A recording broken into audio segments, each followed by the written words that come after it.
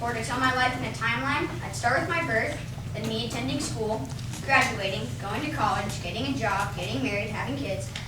Sorry if I bored you, but I'm no Einstein. I'm just Todd Beamer. As an accounting manager, I usually have to go on a lot of business trips.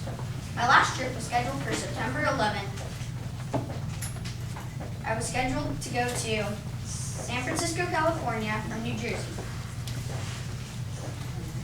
I woke up early that morning to the dreadful noise from our alarm clock, 4 a.m., just as I had said it. I showered, dressed, and prepared myself for the 6-hour flight ahead of me. I kissed my pregnant wife goodbye and left for the airport. As I was above the clouds, I decided to read. I pulled out my book, but was suddenly interrupted. Deeply accented men yelled, and lots of screams came from first class. I, along with every other passenger, stood fearfully to see 2 young men with red bandanas on. One had a knife, and the other had a red box strapped to him that we thought was a bomb. He herded us all to the back of the plane, saying that he'd detonate. The first and only thing I was thinking of was if I'd ever get home to see my family again. I fumbled through my wallet and finally found a credit card. I looked down the aisle and to see if the men were still there, and they're gone. Whispers around said they killed the pilots and a flight attendant too.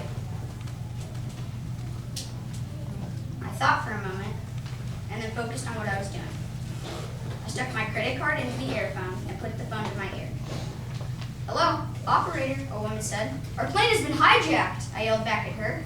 "It has?" She was silent, then replied, "Don't worry, you're not alone. 2 planes have already crashed into the Twin Towers." I told the man next to me. He said, "We must be next." Just as he spoke, the plane started to turn. This had to be a dream, or a nightmare. It took a while for everybody to realize what was happening, but once they did, most of the noise on the plane were prayers, phone calls, and whimpers. As I was in the rear of the plane, most of the men gathered together to revolt. One of them was saying, "If we're going down hard." We brought together knives, boiling water, broken bottles, and anything else that could be used as a weapon. I even got a food cart. I told the operator what we were going to break into the cockpit and take over Flight 93.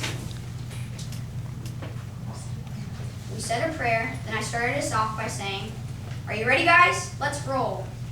We sprinted to first class. The man with the bomb tried to stop us by saying he'd blow up, but we knew that he couldn't get a bomb past security. So we pinned him down just as the man with the knife dodged my speeding food cart. He was shortly tackled afterwards, though. I crashed my food cart into the door and made a huge dent. After a couple more kicks and smashes, there was finally an entryway. We stormed the pilot's quarters and fought for control of Flight 93. The hijackers yelled. The world around us turned and flipped. The last sight I saw in my eyes was a field. I then realized that sacrificing my life was better than having people die on the ground. As I said before, I may not be Superman, but I'm one of the bravest heroes of all time. My family, my country, and my city will never forget the date of 9/11/2001.